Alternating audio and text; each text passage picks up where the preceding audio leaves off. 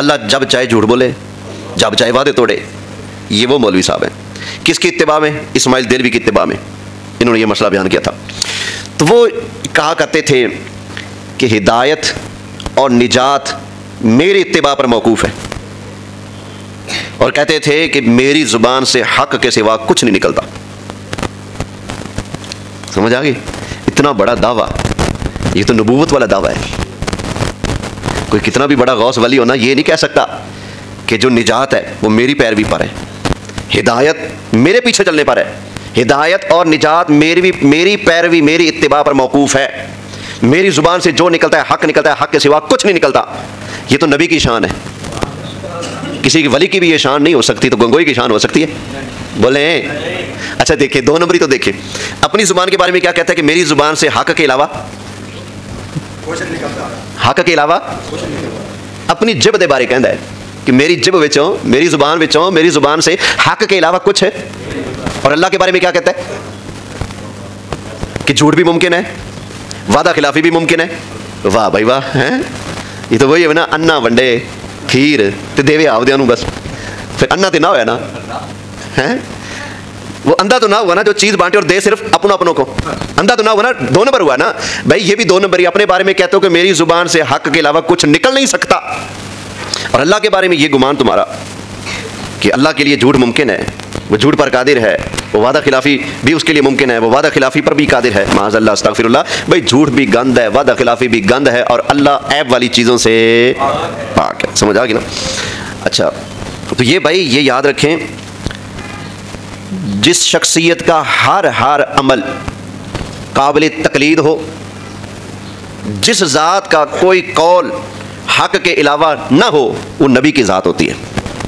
नबी के अलावा किसी और की ये शान है नहीं हो सकती कि उसकी ज़ुबान से जो निकले वो हक़ ही हो। गलत भी हो सकता है, खिलाफ हकीकत भी हो सकता है, उसमें गलत फहमी का अमल दखल भी हो सकता है, लेकिन जिसको ना गलती लगे, ना गलत फहमी हो, ना हक़ के खिलाफ जुमला निकले, वो नबी होता है। समझ आ गई ना? अब ये जो खुद को कह रहे हैं मेरी ज़ुबान से हक़ के अलावा कुछ निकलता नहीं, मेरा दिल करता है थोड़ा सा इसका अंदर पेटा ना खोल दूँ, क्योंकि इसने नबूवत को हाथ डाला है। ये वो बंदा है जिसने अपने फतावा रशीदिया में लिखा है कि नबी पाक अलैहिस्सलाम ने फरमाया कि मुझे अपना भाई कहा करो। इसने ये झूठ घाड़ के नबी पाक के खाते में डाला। रशीद अहमद गंगोही ने फतावा रशीदिया में लिखा है उसने कि नबी करीम अलैहिस्सलाम ने सहाबा से फरमाया कि मुझे क्या कहा करो? बोलिए, भाई कहा करो। ये फतावा रशीदिया में। मैं उस बंदे को मुंह मांगा इनाम दूंगा, ये मेरा बयान रिकॉर्ड हो रहा है। मुझे एक हदीस पेश कर दो जिसमें नबी पाक ने ये आर्डर दिया हो कि मुझे अपना भाई कहा करो। ये झूठ है, चिट्टा झूठ घड़कर इस बंदे ने नबी पाक के खाते में डाला, और उधर से कहता है कि मेरी जुबान से हक ही निकलता है, हक के अलावा। तो मैं कहता हूं इसके पैरोकारों, गंगोई वालों, कोई गैरत की गोली खाओ। अगर जुर्रत है तो जो तुम्हारे मौलवी साहब ने झूठ बांधा मेरे लजपाल नबी पर, इस झूठ को हकीकत साबित करो, वगरना तुम भी मानो कि उस बंदे ने अल्लाह के महबूब पर झूठ बांधकर जहन्नम के अंदर अपनी सीट बुक कराई है। क्यों? मैं नहीं कहता, बुखारी की हदीस है, मुस्लिम की हदीस है, मिशकात के अंदर हदीस की और सैकड़ों किताबों के अंदर ये हदीस मौजूद है। क्या नबी करीम अलैहिस्सलाम ने फरमाया, मन कज़बा अलैया मुतअम्मिदन फलयतबव्वा मक़अदहु मिनन नार। फरमाया जो बंदा मैं मुस्तफ़ा पर जानबूझकर झूठ बोलता है वो जहन्नम में अपनी सीट बुक कराता है। वो अपना ठिकाना कहाँ बना ले? जहन्नम में बना ले, जो मुझ पर झूठ बांधता है। अभी इसी बंदे के झूठ में गिनवाना शुरू कर दूं तो सारा दर्स इसी पर गुजर जाएगा, लेकिन आगे चलना है। बात हमारी ये चल रही थी कि एक ऐसी ज़ात कि जिसका हर अमल काबिल अमल हो, जिसका हर कौल काबिल अमल हो, जिसका हर फ़िल काबिल अमल हो, वो किसकी ज़ात होती है? बोले, नबी की ज़ात होती है। नबी के अलावा कोई और बंदा ऐसा नहीं हो सकता कि जिसका हर अमल काबिल तकलीद हो। समझ आ गई ना? हाँ जी। क्यों? इसलिए कि नबी होते हैं मासूम, गुनाहों से, गलती से, नबियों से गलती नहीं हो सकती, नबियों से गुनाह नहीं हो सकता। इसी वजह से उनकी इताअत अलल इतलाक वाजिब है, क्योंकि वो मासूम है, गुनाहों से पाक है। खैर, नबी करीम सल्लल्लाहु अलैहि वसल्लम के कौल को, सरकार के फ़ेल को, सरकार के अमल को जो बंदा हकारत की नज़र से देखे वो शख्स क्या है? बोलिए। फिर यहाँ किताब अगले दिन पढ़ी थी, फ़ज़ाइल अमाल, अभी यहाँ पढ़ी नहीं, पता नहीं कहाँ गायब होगी। उसमें लिखा है कि 23 साल के अरसा में नबी करीम अलैहिस्सलाम ने जो किया, जो लोगों को तालीमात दी, जो समझाया, जो इनकलाब बर्पा किया, ये एक हकीकत है कि सरकार ने ये किया। लेकिन एक पारीना दास्तान है। क्या है? पारीना दास्तान। लो जी आगे, मेरे ख्याल सफ़ा नंबर 703 था इसका शायद।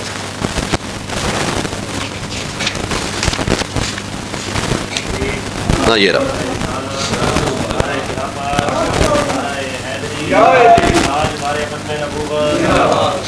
किताब देख रहे हैं, क्या नाम है? फजाइले। किन के पास होती है?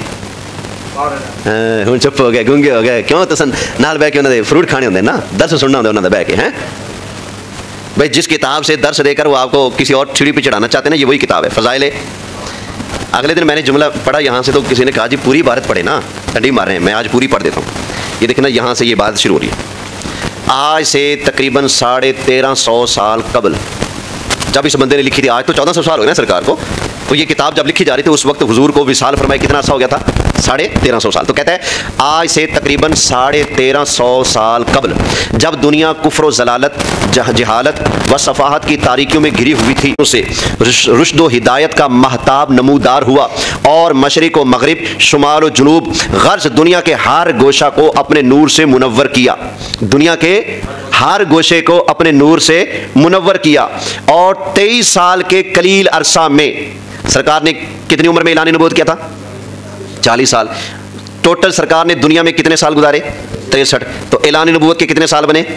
23। तो वो 23 साल यहाँ जिक्र हो रहे हैं। कहते हैं और 23 साल के कलील अरसा में बनी नूह इंसान को इस मेराज तरक्की पर पहुंचाया कि तारीख आलम उसकी नज़ीर पेश करने से कासिर है, और रुश्द व हिदायत, सलाह व फलाह की वो मशाल मुसलमानों के हाथ में दी जिसकी रोशनी में हमेशा शाहराह तरक्की पर गामजन रहे, और सदियों इस शान व शौकत से दुनिया पर हुकूमत की कि हर मुखालिफ कुव्वत को टकरा कर पाश पाश होना पड़ा। ये एक हकीकत है।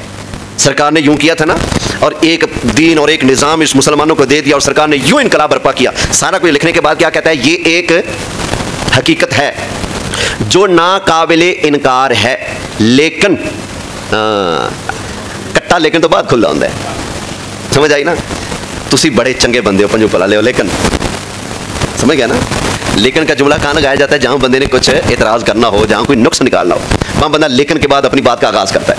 कहता है ये एक हकीकत है जो नाकाबिल इनकार है, लेकिन फिर भी एक पारीना दास्तान है जिसका बार बार दोहराना ना तसल्ली बख्श है, ना कार आमद और मुफीद। ना कार आमद और मुफीद, ना कार आमद है ना मुफीद है। एक होता है किसी को कहना कि ये कार आमद है, एक ये कहना कि ये बेकार है। दोनों में कोई फर्क है? बोले, एक होता है किसी को ये कहना कि ये चिट्टा जाहिल है, और एक होता है ये कहना कि ये बेचारे को आता जाता कुछ नहीं। दोनों का मतलब, बोले दोनों का मतलब एक है। एक ये कहना कि ये गाड़ी बेकार है, ये बंदा बेकार है, और एक ये कहना कि ये कार आमद नहीं। दोनों में फर्क है। लफ्ज आगे पीछे है, माना क्या है? तो सरकार ने जो 23 साल में किया ना, इनकलाब बर्पा किया मेरे आका अलैहिस्सलाम ने, तो कह रहा है ये एक हकीकत है जो नाकाबिल इनकार है, लेकिन फिर भी एक पारीना दास्तान है जिसका बार बार दोहराना ना तसल्ली बख्श, ना कार आमद और मुफीद। लो जी, सरकार सल्लल्लाहु अलैहि वसल्लम ने जो कुछ किया उसको दोहराना, उसको पढ़ना, उसका सुनना सुनाना, क्या ख्याल है? मुफीद नहीं है? इसमें कोई खैर नहीं है? क्या ये कार आमद नहीं है, तसल्ली बख्श नहीं है? वो क़यामत तक वालों के लिए अल्लाह ने मशअल राह मेरे मुस्तफ़ा की हयात तय्यबा को बनाया है। अल्लाह ताला ने इरशाद फरमाया, लक़द कान लकुम फ़ी रसूलिल्लाहि उस्वतुन हसनह। सरकार की ज़िंदगी लोगों के लिए क्या है? बेहतरीन नमूना है, मशअल राह है। साफ सुथरी ज़िंदगी गुजारनी है तो कैसे गुजारें? अल्लाह फरमाता है मेरा महबूब तुम्हारे सामने बतौर मॉडल है ना। जैसे सरकार ने जिंदगी गुजारी है, तुम आंखें बंद करके नबी करीम अलैहिस्सलाम के नक्शे कदम पर चलते जाओ, अल्लाह तुम्हें भी अपना प्यारा बना लेगा। तो ये कहना कि ये पारीना दास्तान है जिसका बार बार दोहराना ना तसल्ली बख्श, ना कार आमद और मुफीद, ये आका अलैहिस्सलातु वस्सलाम की हयात तय्यबा की तौहीन और गुस्ताखी है। ये आका अलैहिस्सलाम की बेअदबी है। सरकार की बारगाह तो वो बारगाह है जहां लफ्ज ठीक भी हो, लेकिन अगर उसका कोई गलत माना बन सकता हो, लफ्ज ठीक है लेकिन उसको गलत इस्तेमाल किया जा सकता हो, तो फिर वो सही लफ्ज बोलना भी अल्लाह मना कर देता है। तो जिसका सिरे से मतलब ही गलत है, वो जुमला आका अलैहिस्सलाम की शान में बोलना जायज होगा? तो ये याद रखें। मुझे कहने लगा एक बंदा कि आपके मौलवियों ने भी तो गलतियां की है ना। मैंने कहा जी क्या गलती? कहने लगे जी आपके मौलवी साहब ने लिखा है तफसीर नईमी में कि दरूद इब्राहिमी नमाज के अलावा पढ़ना जायज़ नहीं है। मैं कहा मौलवी परस्त था, मैं कहना चिट्ठी गलती की थी उन्हें, बिल्कुल उन्हें गलत लिखा है, गुस्ताख, बिल्कुल उसने गलत बात किया। ये बेशक वो हमारे धड़े का बंदा है, लेकिन उसने ये बात क्या की है, बोले गलत किया है। मैंने कहा यार मैं तो मौलवियों का पैरोकार नहीं, मैं तो रसूलुल्लाह का पैरोकार हूँ, चल तू भी कह देना तेरे मौलवी ने जड़ा लिखा खच मारी है, तू भी कह देना रोला मुके। लेकिन नहीं, हम अल्हम्दुलिल्लाह सरकार के गुलाम हैं। अगर साबित हो जाए कि हमारे बंदे से ये गलती हुई और वाकई गलती हो तो हम उसकी गलती को गलती मानते हैं, हम उसका दिफा नहीं करते। अल्लाह की कसम है हम गलतियों को गलती मानते हैं, हम नहीं डटने वाले, हम तौबा करने वाले हैं, हम माफ़ी मांगने वाले हैं। हमें इतना पता है जिस सरकार को हमने मुंह दिखाना है ना वो मदीने वाली सरकार है, बस उनसे ना बिगड़े, उनके दीन की खातिर जिसको छोड़ना पड़े छोड़ देंगे, सरकार का दामन नहीं छोड़ेंगे इंशाअल्लाह। कहो तो छोड़ देंगे हम जहाँ की महफिलें सारी, मगर मीलाद मनाना हम ना छोड़ेंगे।